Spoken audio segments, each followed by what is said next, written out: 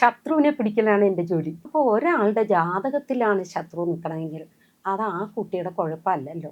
6 അടി മണ്ണാണ് നമുക്ക് പറഞ്ഞിരിക്കുന്നത്. ഇപ്പൊ 6 അടിയും വേണ്ട, എവിടെയെങ്കിലും കൊണ്ടുപോയി പൊക്കത്തേക്ക് വെച്ച് കത്തിച്ചുക. ഇതൊക്കെ മനുഷ്യൻ മനസ്സിലാക്കുന്നുണ്ടോ? ശത്രുവാകുന്ന എന്തിനാ പരസ്പരം? കൂടോത്രം എന്ന് പറയുന്നത് എന്താ, നശിപ്പിച്ചു കളയും മനുഷ്യനെ. എന്തിനാ അങ്ങനെ നശിപ്പിക്കുന്നത്? ഇപ്പൊ എന്ത് സംഭവം നമ്മളിലേക്ക് വന്നാലും നമ്മളൊരക്ഷരം മിണ്ടാൻ പോകരുത്. നമ്മൾ അങ്ങനെയൊന്നും ശവിക്കാനല്ല ക്ഷേത്രങ്ങളിൽ പോകണം. 10 എന്നും പറഞ്ഞൊരു ഇതുണ്ട്, ഭദ്രകാളി 10. അത് ജപിക്കുമ്പോൾ നല്ല സൂപ്പറാണ്. മക്കളിൽ നിന്ന് തന്നെ ശത്രുദോഷം വരുമ്പോൾ എന്താ ചെയ്യുക? മക്കൾക്ക് ദോഷം വരാൻ നമ്മൾ പ്രാർത്ഥിക്കുമോ? ഇല്ല. സുദർശന യന്ത്രം എന്താ, അതുപോലെ നമ്മുടെ ചുറ്റിനും വലയം സൃഷ്ടിക്കും ഈ സുദർശനം. മനസ്സ്, നമ്മുടെ ഈ ഉള്ളിലുള്ള മനസ്സാണ് പ്രധാനം.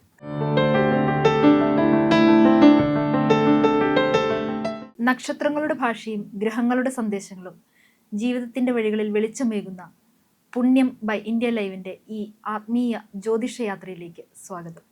ഇന്ന് നമ്മളോടൊപ്പം ഉള്ളത് ജ്യോതിഷിയായ ശ്രീമതി രാജലക്ഷ്മി ഉണ്ണികൃഷ്ണനാണ്. മാഡം നമസ്കാരം. ജ്യോതിഷത്തിൽ ശത്രുദോഷത്തെ പറ്റി പറയുന്നുണ്ട്. പലതരത്തിലുള്ള ശത്രുദോഷമുണ്ട്. ശരിക്കും ഈ ശത്രുദോഷം എന്തൊക്കെയാണ്, അതെങ്ങനെയൊക്കെയാണ് നമ്മളെ ബാധിക്കുന്നത്? അല്ലെങ്കിൽ അതിനൊരു കാലമുണ്ട്. ഈ ജ്യോതിഷത്തിലൊരു കാലം പറയുമല്ലോ, ഇന്ന കാലം ശത്രുദോഷത്തിനുള്ളൊരു സമയം, അങ്ങനെ അത് സൂക്ഷിക്കണം എന്നൊക്കെ പറയുമല്ലോ. അതിനെപ്പറ്റി ഒന്ന് വിശദീകരിക്കാം. ഇതിലിപ്പോ എലിസബത്ത് ശത്രുദോഷത്തെ കുറിച്ച് സംസാരിച്ചപ്പോ എനിക്കൊരു ആഹ്ലാദം. ശരിക്കും ശത്രുവിനെ പിടിക്കലാണ് എൻ്റെ ജോലി. ശത്രുവിനെ പിടിക്കാൻ ഭയങ്കര ഗംഭീരമായിട്ട് ഗ്രഹനില നോക്കുമ്പോൾ തന്നെ നമുക്ക് ശത്രുവിനെ അറിയാം. എൻ്റെ അടുത്ത് വരുന്ന ക്ലൈന്റ് ഇതെങ്ങനെ മാഡം ഇത്രയും ഗംഭീരമായിട്ട് പ്രശ്നം പറഞ്ഞു എന്ന് ചോദിക്കും. കാരണം ശത്രുവിനെയാണ് ഫസ്റ്റ് പിടിക്കുന്നത്. ഒരാളുടെ അധപ്പതനത്തിന് കാരണക്കാരൻ ഒരു ശത്രുവാണെങ്കിൽ, സാധാരണ ശത്രുവാണെങ്കിൽ കുഴപ്പമില്ല, മനസ്സിലായി. ഇതില് നമ്മളെ ഗ്രഹനില എടുക്കും. ഡേറ്റ് ഓഫ് ബർത്ത് ടൈം വാങ്ങിച്ചിട്ട് അവരുടെ ഗ്രഹനില എടുക്കും. ഗ്രഹനില എടുത്തിട്ട് ലഗ്നം തൊട്ട് 6-ാം ഭാവം, ലഗ്നം തൊട്ട്, ലഗ്നം എന്ന് പറയുന്ന ശരീരം, ശരീരത്തെ വർണ്ണിക്കുന്നതാണ്. ആ ലഗ്നം തൊട്ട് 6-ാം ഭാവം നോക്കുമ്പോൾ നമുക്ക് ശത്രുവിനെ അറിയാൻ പറ്റും. 6-ാം ഭാവത്തിൽ 6-ാം ഭാവാധിപൻ ഇല്ല, അവനെ എവിടെ പോയി നിൽക്കുന്നു അവിടെയും ശത്രുദോഷം ഉണ്ടാവും. മനസ്സിലായ? അപ്പൊ അത് നീളം കൂടിയവനാണോ കുറഞ്ഞവനാണോ അവന്റെയൊക്കെ ആകൃതി അളവൊക്കെ ഞാൻ പറഞ്ഞു കൊടുക്കും. ചുരുണ്ട മുടിയാണോ, നീളം മുടിയാണോ, കണ്ണെങ്ങനെയാണ്, അങ്ങനെ പറഞ്ഞു കൊടുക്കുമ്പോൾ അവർക്ക് കൃത്യമായിട്ട് അറിയാൻ പറ്റും. എവിടെ ഏത് വീടാണ് മാം പറയുന്നതെന്ന് ചോദിക്കും. ശത്രുദോഷം നിൽക്കുന്ന വീട് ഏതാണെന്ന്. അത് ഏറ്റവും കൂടുതൽ കാണിക്കുന്നത് ഇപ്പൊ ഒരാളുടെ ഗ്രഹനിലയില്, ഒരാള് ഇപ്പൊ എലിസബത്തിന്റെ ഗ്രഹനില തന്നെ നമുക്ക് എടുക്കാം. അതില് നമുക്ക് ശത്രുദോഷമുള്ളത് പടിഞ്ഞാറ് വശത്തെന്ന് പറഞ്ഞാൽ എന്നോട് ചോദിക്കും, പടിഞ്ഞാറ് വശത്തോ അതെങ്ങനെയാണ് ആളിരിക്കുന്നത് എന്ന് ചോദിക്കും. അതായത് ആളുടെ രൂപം ഭാവം. അപ്പം വ്യാഴമാണ് നിൽക്കണമെങ്കിൽ നമ്മൾ പറയും സാമ്പത്തികമായി ടൈറ്റാണ്, സാമ്പത്തികത്തിൽ ശത്രുഭാവത്തിലാണ് വ്യാഴം നിൽക്കുന്നത്. അതുപോലെ നീളം കൂടിയിട്ട് വണ്ണവും നീളവും ഒത്ത വണ്ണവും പൊക്കവും ഉള്ള ഒരാളാണ്, വെളുത്തിട്ടാണ്, ബ്രാഹ്മണനെ പോലെ തോന്നും, പൂണൂലിട്ട പോലെ തോന്നും എന്ന് നമ്മൾ പറഞ്ഞു കൊടുക്കും. അതെന്താ, അത് നമുക്ക് കൂടുതൽ പ്രശ്നങ്ങളും വരഹേമയാണ് നമുക്ക് പറഞ്ഞു തരുന്നത്. അത് കൂടാതെ പ്രശ്നവശാൽ ഈ ജാതകവശാൽ, അപ്പോൾ ഒരാളുടെ ജാതകത്തിലാണ് ശത്രു നിൽക്കണമെങ്കിൽ അത് ആ കുട്ടിയുടെ കുഴപ്പമല്ലല്ലോ. അതെ, ശരിക്കും പറഞ്ഞാൽ ആ കുട്ടി ജനിച്ച സമയത്തെ ആ ഗ്രഹനിലയാണ്. ഇത്ര ടൈമിനാണ് പ്രാധാന്യം. ആ ടൈമിൽ ജനിച്ച കുട്ടി എന്ത് കുറ്റം ചെയ്തിട്ട് അതിന് ശത്രു വരുന്നത്? അപ്പോൾ എന്താ നമ്മൾ പറയുന്നത്, പൂർവ്വജന്മത്ത്, അതായത് അച്ഛനമ്മമാര്, അമ്മാവന്മാര്, അങ്ങനെ കുടുംബത്തിലുള്ളവർ ചെയ്ത ദോഷം കൊണ്ടും കുടുംബവുമായി വഴക്കും ബഹളവും ഉണ്ടായിരുന്ന ആൾക്കാരുമായിട്ടുള്ള ഇതാണ് ഇതിൽ കാണിക്കുന്നത്.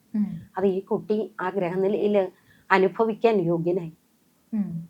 അതാണ് നമ്മൾ മാറ്റിക്കൊടുക്കുന്നത്. സാധാരണ ശത്രുഭാവമാണെങ്കിൽ നമുക്ക് വഴിപാടുകൾ, ക്ഷേത്ര വഴിപാടുകൾ, അതായത് ശത്രു സംഹാരം. ഇപ്പം ഞാൻ ഇരിക്കുന്നത് കിഴക്കാവിൻ്റെ അമ്മയ്ക്ക് ശത്രു സംഹാരം ചെയ്ത് കൊടുത്തിട്ടാണ് അവിടെ ഇരിക്കുന്നത്. ഇല്ലെങ്കിൽ അവിടെ ഗുരുതി പുഷ്പാഞ്ജലി നടത്തി കഴിയുമ്പോൾ അവരുടെ അസാധാരണ രീതിയിൽ മാറും. പക്ഷെ അതല്ലാതെ ആഭിചാരം വരുത്തി വെച്ചവരുണ്ടാവും, ക്ഷുദ്രം വരുത്തി വെച്ചവരുണ്ടാവും. മനസ്സിലായി? ഈ ക്ഷുദ്രം ആഭിചാരം, നമ്മളെല്ലാവരും ഭൂമിയിൽ ജനിച്ച് ഞാനും എലിസബത്തും ഒക്കെ പോകുന്നത് ഒരിടത്തേക്കാണ്. 6 അടി മണ്ണാണ് നമുക്ക് പറഞ്ഞിരിക്കുന്നത്. ഇപ്പൊ ആരുടെയും വേണ്ട, എവിടെയെങ്കിലും കൊണ്ടുപോയി പൊക്കത്തേക്ക് വെച്ച് കത്തിച്ചില്ല. അതെ. ഇതൊക്കെ മനുഷ്യൻ മനസ്സിലാക്കുന്നുണ്ടോ?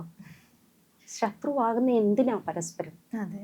ഈ ശത്രു ഇന്ന് ഇത് ചെയ്തു ആ വിചാരം, നാളെ ഈ ശത്രുവിനാണ് തിരിച്ചത് ചെല്ലുന്നത്. അതെ. ഒരു റബ്ബർ പന്ത് എടുത്ത് എറിയുന്ന അതേ ഇതിൽ ഇങ്ങോട്ടേക്ക് വരുന്നത് പോലെയാണ്. നമ്മൾ ഇന്ന് മോശമായി കൊടുക്കുന്നതിന്റെ ഡബിൾ സ്പീഡിൽ ഇങ്ങോട്ട് കിട്ടും. അത് മനസ്സിലാക്കുന്നില്ല. അതെ, വിവരദോഷമെന്നേ എനിക്ക് പറയാൻ പറ്റുള്ളൂ, ഇല്ലേ? അത് കൂടുതലൊന്നും നമുക്ക് പറയാൻ പറ്റും. ഓരോരുത്തരുടെ മാനസികാവസ്ഥ അത് മാറ്റുമ്പോൾ ഞാൻ എന്നെ പോലെ തന്നെയാണ് ആ ആളുടെ മനസ്സ് നീറുന്നത്. ആ നീറുന്ന മനസ്സിനൊരു ആശ്വാസം കൊടുക്കണം എന്ന് കരുതിയാൽ ഇവർക്കൊരു 10 ഇരട്ടി ആശ്വാസം അവിടെ വരും. അവരുടെ വീട്ടിലെ രോഗദുരിതങ്ങളെല്ലാം മാറും. അവരുടെ വീട് നല്ല ഉയർച്ചയിലെത്തും. പക്ഷെ ഇന്ന് ഞാൻ കണ്ടിരിക്കുന്ന ഈ ശത്രുദോഷം ബാധിച്ച വീടുകൾ, അവരതൊക്കെ മാറ്റിയിട്ട് നോക്കുമ്പോൾ നേരെ അങ്ങോട്ടേക്കാ ചെല്ലുന്നത്. മനസ്സിലായി? ഒരുപാട് ആൾക്കാര് നമ്മുടെ അടുത്ത് വരുന്നത് ആഭിചാരം മാറ്റാനാണ്. ആഭിചാരദോഷം, ശത്രുദോഷം, ഈ ബാധാദോഷം, ഇതൊക്കെ മാറ്റാൻ. കൂടോത്രം എന്ന് പറയുന്നത് ഈ എന്താ, നശിപ്പിച്ചു കളയും മനുഷ്യനെ. എന്തിനാ അങ്ങനെ നശിപ്പിക്കുന്നത്? അപ്പൊ ഈ 6ാം ഭാവം, പല ഈ കൂടോത്രം എന്ന് പറയുന്ന കാര്യത്തിന് പല രീതികളുണ്ടല്ലോ. ഉണ്ട്. അത് ഈ മുട്ടയിലൊക്കെ ചെയ്യും.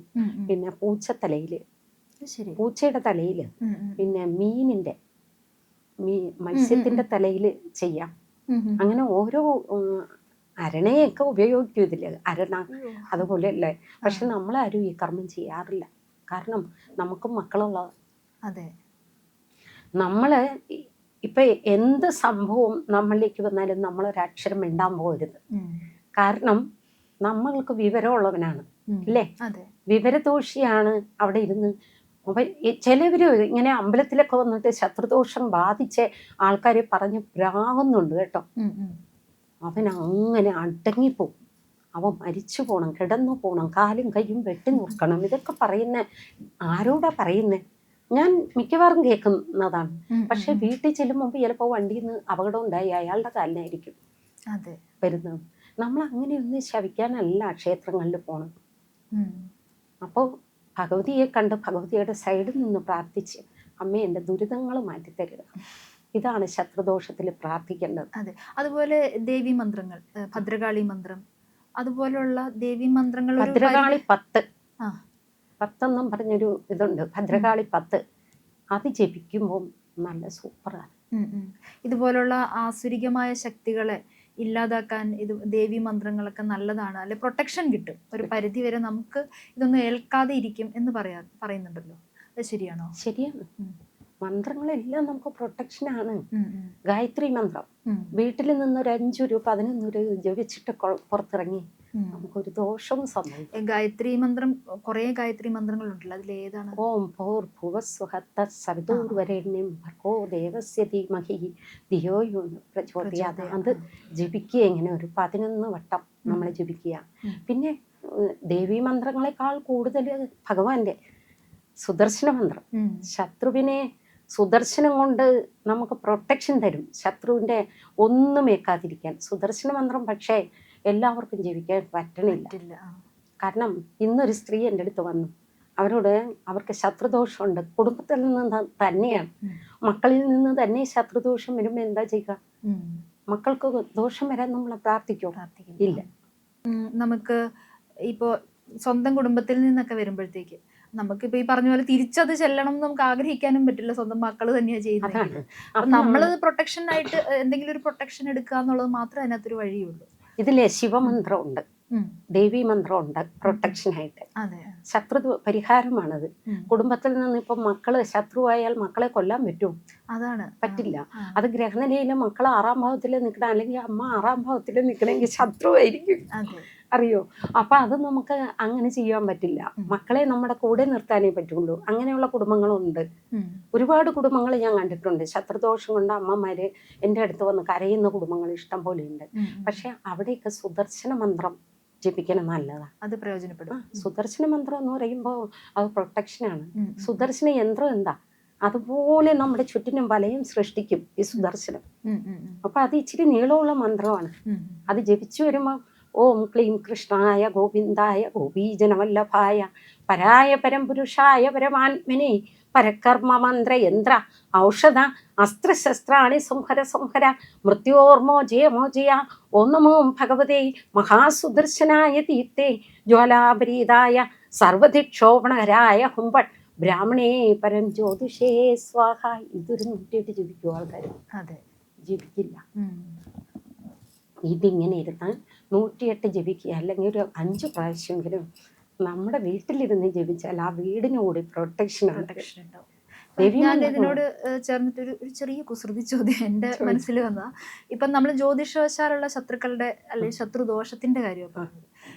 അങ്ങനെയെങ്കിലും നമ്മൾ എനിക്ക് ശത്രു ഇല്ല എന്ന് മനസ്സിൽ ദൃഢനിശ്ചയം ചെയ്തു കഴിഞ്ഞ് ഇതൊക്കെ കേൾക്കുമോ? കേൾക്കില്ല. അത് ഞാൻ അതൊരു 100% ഞാൻ പറയും.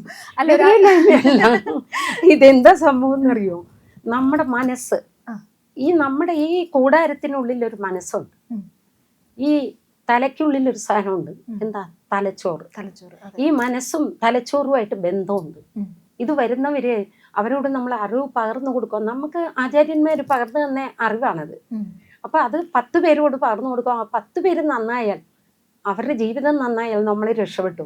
എന്താ സംഭവം എന്നറിയോ ഇതിന്?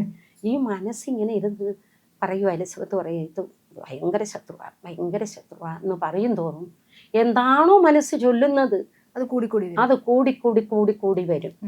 അതാണ് ഈ മോട്ടിവേഷൻ ക്ലാസ്സിലൊക്കെ, ഞാൻ കോടീശ്വരിയാണ്, എനിക്ക് പണം വന്നു, ധനാഭിവൃദ്ധിയുണ്ട്, ഇങ്ങനെ സുന്ദരിയാണ് എന്നൊക്കെ. ഞാനും എല്ലാം ഡ്രസ്സൊക്കെ ചെയ്ത് കഴിഞ്ഞ് ഞാൻ നോക്കും, ഓവറായിട്ടുണ്ടോ, ഭഗവതി പോലെ ആണോ, അമ്മയുടെ ഇത് ഭാരം ചുമക്കുന്നവളല്ലേ ഞാൻ. അപ്പൊ എനിക്ക് അമ്മയേക്കായി കൂടുതൽ ഇതായിട്ട് പറ്റില്ല. പക്ഷെ മറ്റുള്ളവരാരെങ്കിലും അവിടെ നിന്ന് ഇത് ഇച്ചിരി കൂടിപ്പോയെന്ന് പറഞ്ഞാൽ അത് എനിക്കല്ലേ കേൾക്കണത്, അവർക്ക് തന്നെ കേൾക്കും. കാരണം ഇത് ഭഗവതിയുടെ സാമീപ്യത്തിലാണ് നടക്കുന്നത്. അപ്പോൾ ഈ തലച്ചോറിനോട് പറയുകയാണ്, എലിസബത്ത് വിചാരിക്കുന്നതൊക്കെ ശത്രു എന്നാണ്. ഒരു ശത്രുവിനെ കൂടി കൊടുത്തോളാൻ പറയും. മനസ്സിലായോ? ഈ തലച്ചോറാണ് പ്രപഞ്ച ശക്തിക്ക് വിട്ടുകൊടുക്കുന്നത്. നമ്മൾ നമ്മുടെ ശത്രുക്കളെ പറ്റി അധികം ചിന്തിക്കാതിരിക്കുക. ശത്രു ഇല്ല. എന്തിനാണ് ശത്രുക്കളെ? അവരവരുടെ പാട്ടിന് പോട്ടെ. അവര് എന്തിനാ? ഇത് ചില ആൾക്കാരുണ്ട്, ഒരു പരിഹാരം ചെയ്തു, രണ്ടാമത് ഓടി വന്നിട്ട് പറയും, മാഡം വേറെ എവിടെയോ, എനിക്ക് പരിചയമുള്ള ആൾക്കാർ തന്നെയാണ്, എൻ്റെ അടുത്ത് വരുന്ന ക്ലൈന്റ് തന്നെയുണ്ട്, മാഡം എവിടെയോ ഒരു ശത്രു പൊങ്ങിയിട്ടുണ്ട്, ഇന്നലെ എനിക്ക് ചുമയുണ്ടായതാണ്, ഇന്നലെ ഇങ്ങനെ ചെറുതിനെ പിടിക്കും. അത് പാടില്ല. അല്ല, അതൊരു ഒരു മാനസിക പ്രശ്നവും കൂടെയാണ്, പ്രശ്നമാണത്. അത് ഡിപ്രഷൻ പോലെ വന്നിട്ട് നോക്കാൻ വരുന്ന ക്ലൈന്റ് തന്നെ ഇരുന്ന് കരയും. അപ്പൊ ഞാൻ ചോദിക്കും, നമുക്ക് രാശി എടുക്കുമ്പോൾ അറിയാൻ പറ്റും, നിങ്ങൾ എന്തെങ്കിലും മെഡിസിൻ കഴിക്കുന്നുണ്ടോ? അപ്പൊ എന്തിനാ മാം അത് തിരിഞ്ഞ് കണ്ടോ എന്ന് ചോദിക്കുന്നു. ഡിപ്രഷന് മരുന്ന് കഴിക്കുന്നുണ്ടോ? കരയും.